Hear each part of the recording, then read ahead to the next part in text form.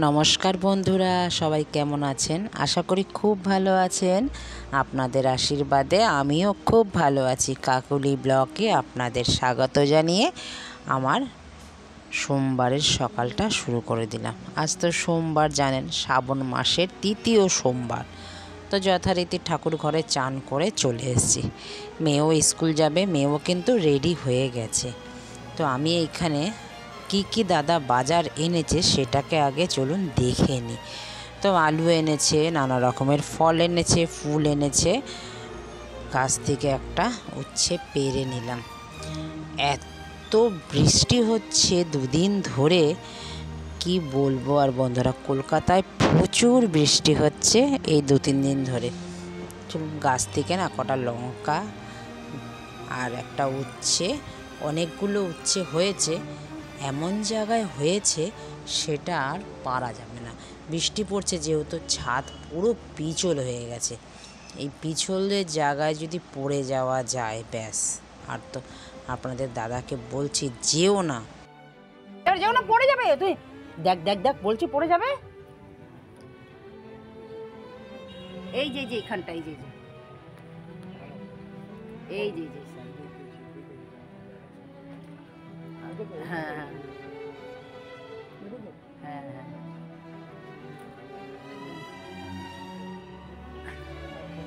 ব্যাস। আর না আর এখানে আছে, এই যে এখানে একটা সাইড একটা আছে, এই যে এই সাইডে বরবটি আছে দুটো। ছেড়ে চলে আসো, বরবটি সেদ্ধ নিতে দেবো না, চলে আসো আস্তে আস্তে। বন্ধুরা, অনেক কষ্টে একটা উচ্ছে, দুটো বরবটি, দুটো লঙ্কা দাদা পেরে দিল। আর এবার চলুন ভালো করে ফল, উচ্ছে সব ধুয়ে দিই। আজকে যেহেতু সোমবার, আজকে তো জানেন উচ্ছে, আলু আর লঙ্কা, গোবিন্দভোগ চাল আর ডাল একসাথে সেদ্ধ দেব। দাদা তো সেদ্ধ ভাত খায় ঘি দিয়ে, দাদা তো উপোস থাকতে পারে না। তো আমিও এই ফলগুলো ধুয়ে রেখে তারপরে আজকে জানেন অনেকগুলো নীলকণ্ঠ ফুল ফুটেছে, একটা জবা ফুল ফুটেছে আর অনেক কলকে ফুল ফুটেছে। তো সেগুলোকে আবার চলুন তুলে নিয়ে আগে চালটা ধুয়ে নিই। সব একবারেই ধুতে এসেছি, আবার কখন বৃষ্টি ঝপঝপ করে নেমে যাবে তো ধুতে পারবো না। ওই জন্য বাইরের কাজগুলো আগে সেরে নিলাম। তারপরে এবার ঠাকুর ঘরে বসে বসে নিশ্চিন্তভাবে আস্তে আস্তে আমি কাজ করতে থাকবো। বাইরে থেকেই তো কাজগুলো করতে হয়। ঠাকুর ঘর তো খুব আমার ছোট, ঠাকুর ঘরে জল নিয়ে গিয়ে জল ফেলার জায়গা নেই। তো এই ছাদেই কিন্তু আমার ঠাকুরের বাসন বলুন, ঠাকুরের ফল বলুন, ঠাকুরের যাবতীয় জিনিস আমি কিন্তু এই ছাদেই ধুই। আমার সুবিধাও হয় আর ছাদেই ধুলে খুব ভালো হয়, জায়গাটাও একটুখানি পেয়ে যাই। তো চলুন এবার আমি 2-3 বার করে কচলে ভালো করে চাল আর ডালে ভালো করে ধুয়ে নিলাম। এর মধ্যে গোবিন্দভোগ চাল নিয়েছি আর সোনামুগের ডাল নিয়েছি। চলুন এবার রেখে আসি ঠাকুর ঘরে, একসাথে তো সব পারবো না। এবার চলে এসেছি আবার ফুলটা তুলতে। এবার দেখুন অনেক কিন্তু এই নীলকণ্ঠ ফুল ফুটেছে, মানে সাদাটা। তো একটা জবা ফুলও ফুটেছে, জবা ফুলের কালারটা কিন্তু বেশ সুন্দর, ভারী ভালো লাগে আমার। তো আবারও কিন্তু মেঘ করে আসছে, বৃষ্টি আসবে বলে। তো চলুন আগে সবার প্রথমে একটু আলু বানিয়ে নিই, উচ্ছেটাকেও বানিয়ে নেব। দুভাগ করে দেব, উচ্ছে সেদ্ধ দেব। উচ্ছেও আমার বানিয়ে নিলাম, দানাগুলো ফেলে দিলাম। দানাগুলো ফেলে দিলে না, সেদ্ধটা যখন মাখবো উচ্ছেটা, তখন দানাগুলো থাকলে না ভালো লাগবে না। তো চলুন আমার কিন্তু সব বানানো হয়ে গেছে। এবার বসিয়ে দিয়েছি সেদ্ধ ভাত, ধুয়ে দিয়ে দিলাম। এইবার থালাগুলো সব গুছিয়ে নিই, বাবার মাথায় যে জল ঢালবো। আপনাদের সাথে একটা সুন্দর ঘটনা শেয়ার করি। আমাদের বাড়িতে যেহেতু গরু মোষ ছিল, আপনাদের সাথে তো অনেকবার শেয়ার করেছি, আমাদের বাড়িতে অনেক গরু মোষ ছিল। আর গরু মোষ থাকার কারণে আমরা কিন্তু সব সময় দুধ খেতাম, টাটকা দুধ, মানে একদম খাঁটি দুধ। তো আমার মা, আমাদের একটা বাড়িতে কড়াই ছিল, সব সময় সেই কড়াইটার মধ্যেই দুধ জাল দেওয়া হতো, সেটা বড় কড়াই। সেই কড়াইয়ের মধ্যে দুধ জাল দেওয়ার পরে যে একটা মোটা ধরনের না লেয়ারের সর পড়তো, সেই সরটাকে তুলে রেখে একটু ঠান্ডা হয়ে গেলে দুধে দেখবেন সর পড়ে। তো সেই সরটাকে তুলে আর এই উচ্ছে সেদ্ধ একটু কাঁচা লঙ্কা দিত, নুন দিত, আর এই সর দিয়ে উচ্ছে সেদ্ধ মাখতো। বন্ধুরা কি যে অমৃত খেতাম, মানে আপনাদের বলে বোঝাতে পারবো না। যারা খেয়েছেন, আমার মতন যারা বাঙাল আছেন, যারা সব কিছু খান, তারা তো এই সর দিয়ে উচ্ছে মাখার টেস্টটা ভালো করেই বুঝতে পারবেন আর জানেন। যারা এখনও খাননি একবার খেয়ে দেখবেন, কি যে খাবেন মানে কি বলবো আর। সব মানে তরকারি একদিকে আর উচ্ছে সেদ্ধ আরেক দিকে। দেখবেন যারা উচ্ছে খেতে ভালোবাসেন না তারাও কিন্তু এই উচ্ছে সেদ্ধ সর দিয়ে মেখে খেলে ভুলবেন না আর কোনো দিন যে কি খেলাম। খুব ভালো লাগে জানেন। আমার মা কিন্তু আমাদের যখন এই সর্দি কাশি জ্বর হতো তখন খাওয়াতো, আর এমনিও যখন আমরা স্কুলে যেতাম তখন আমার মা, তো সংসারে তো অনেক কাজ থাকে জানেনই, তা চট জলদি করে না এরকম উচ্ছে সেদ্ধ দিত, ভাত খেয়ে আমরা এরকম সর দিয়ে মেখে দিত, আমরা খেয়ে চলে যেতাম। তো এখনও সেই কথাটা আমার মনে পড়লো, আপনাদের সাথে শেয়ার করলাম। এগুলো না মায়ের কাছ থেকে খুব মিস করি। এখন বাড়ি যাওয়াও হয় না, এখন না এইসব জিনিস কিন্তু আর খেও না। আমাদের ওই বাড়িতেও এখন কেউ খায় না এইসব জিনিস। ওই বাড়িতেও এখন মাছ মাংস যেগুলো শর্টকাট রান্না হয় সেগুলোই কিন্তু খাওয়া হয় ওই বাড়িতেও এখনও। আর আমার বাড়িতে তো এখানে আমার মেয়ে তো খাবেই না এই উচ্ছে সেদ্ধ, তো আমার মেয়ে দেখলে 10 হাত দূরে পালাবে, আপনাদের দাদাও। আমার কিন্তু এইসব খেতে খুব ভালো লাগে, আমরা খাই, যেহেতু আমার মা খাইয়েছে, কিন্তু আমি তো আমার মেয়েকে খাওয়াতে পারি না কোনো মতেই।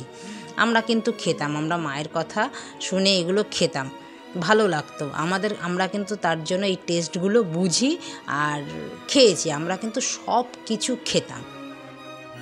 তো বন্ধুরা আপনাদের সাথে কথা বলতে বলতে আমার কিন্তু অনেকটা কাজ কিন্তু এগিয়ে গেল। ঠাকুর আমি পরিষ্কার করে গুছিয়ে সব কিছু নিয়েছি, দাদা গেছে মেয়েকে দিতে, মেয়েকে দিয়ে তারপরে চলে আসবে। আমি ততক্ষণে আমার গোবিন্দ পুজো সেরে নিই। গোবিন্দ পুজো দিয়ে তারপরে তো আমি বাবার মাথায় জল ঢালবো, দাদা আর আমি। দাদা এক্ষুনি চলে আসবে, যেহেতু মেয়ের টাইম হয়ে গেছে স্কুলে, আগে তাড়াতাড়ি করে দিয়ে আসতে গেছে। দিয়ে এসে এখানে কিন্তু আমার পঞ্চপ্রদীপ প্রদীপ সব আমি রেডি করে নিয়ে নিয়েছি। দাদা আসলেই দুজনে মিলেই জল ঢালবো। চলুন ততক্ষণে আমি আমার গোবিন্দ সেবা দিয়ে তারপরে আমি বাবার মাথায় জল ঢালবো। এখানে বাবার থালাটাও সবভাবে গুছিয়ে নিয়েছি, যা যা দিয়ে জল ঢালবো।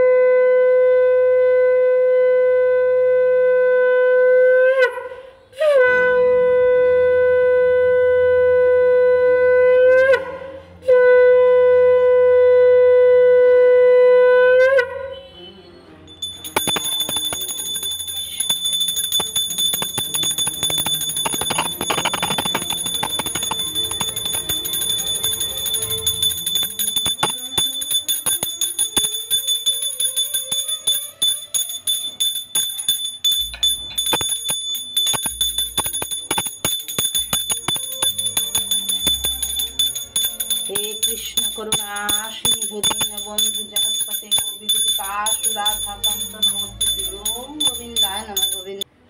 চলুন এবার আমার গোবিন্দ পুজো হয়ে গেছে, আমি কিন্তু সব সামনে এবার নিয়ে নিয়েছি, যা যা গুছিয়ে রেখেছিলাম। এখন আপনাদের দাদাও চলে এসছে মেয়েকে দিয়ে। তো এবার আমরা বাবার মাথায় ভক্তি সহকারে যতটুকু আমাদের সামর্থ্য অনুযায়ী আমরা দুজনে মিলে জল ঢালব।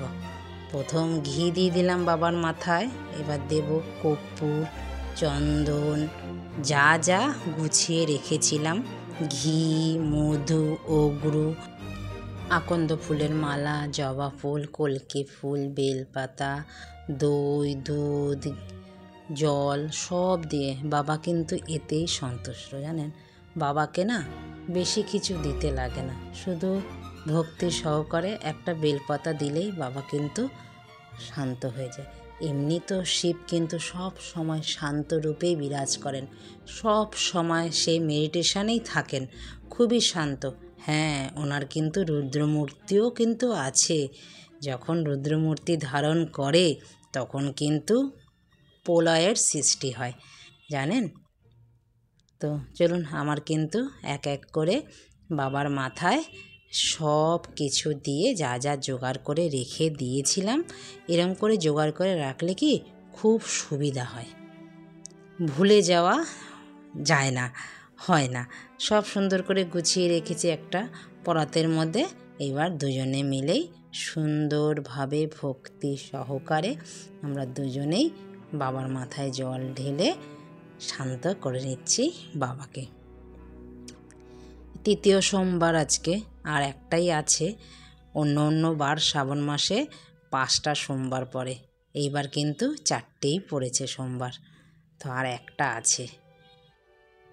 বাবাকে ঘি, মধু, চন্দন দিয়ে, পৈতে দিয়ে, বেলপাতা দিলাম, দুধ ঢেলে ভালো করে বাবাকে শান্ত করে নিলাম।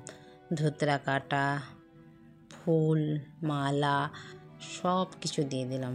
এবার চলুন আরতি করব। তো এবার আরতির থালা গুছিয়ে নিই, জ্বালিয়েও নিই, ধূপ দ্বীপ জ্বালিয়ে বাবাকে সুন্দর করে ভক্তি সহকারে আরতি করে নিলাম।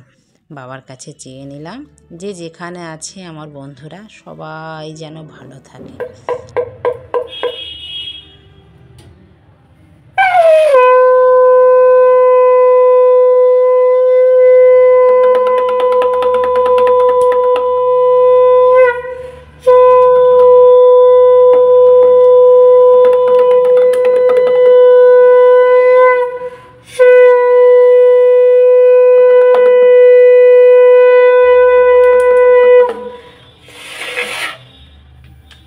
হরে কৃষ্ণ, হে গোবিন্দ।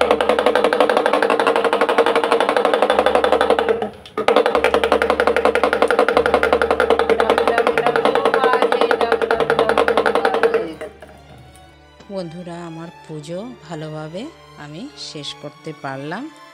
তো এবার প্রসাদগুলো নামিয়ে নিয়ে আপনাদের দাদাকে এবার একটু প্রসাদ দিয়ে দিই। ও তো আবার বেরোবে, প্রায় 12:30 বেজে গেছে। তো বন্ধুরা, ভিডিওটা আমি এখানেই রাখবো। তো আপনাদের কেমন লাগলো ভিডিওটা আমাকে কিন্তু লাইক, কমেন্ট, শেয়ার করে কিন্তু জানাবেন। আর চ্যানেলটিকে যদি ভালো লেগে থাকে সাবস্ক্রাইব করে রাখবেন, পাশে থাকা বেল আইকনটি প্রেস করে রাখবেন। আমি যখন এইরকম ভিডিও আপলোড দেব সবার আগে আপনাদের নোটিফিকেশান পৌঁছে যাবে, আপনারা সঙ্গে সঙ্গে ভিডিওটা দেখে নিতে পারবেন। আর আপনাদের নোটিফিকেশানে তো ভিডিওটা থাকবে, পরেও আপনাদের মূল্যবান সময় অনুযায়ী পরে দেখে নিতে পারবেন ভিডিওটা। তো সবাই ততক্ষণে ভালো থাকবেন, সুস্থ থাকবেন। দেখা হচ্ছে শিগগিরই নতুন একটি ব্লগে। আর যদি ভালো লেগে থাকে ব্লগটি লাইক, কমেন্ট, শেয়ার করে জানাবেন। তো সবাই সুস্থ থাকবেন, ভালো থাকবেন। নমস্কার, টাটা।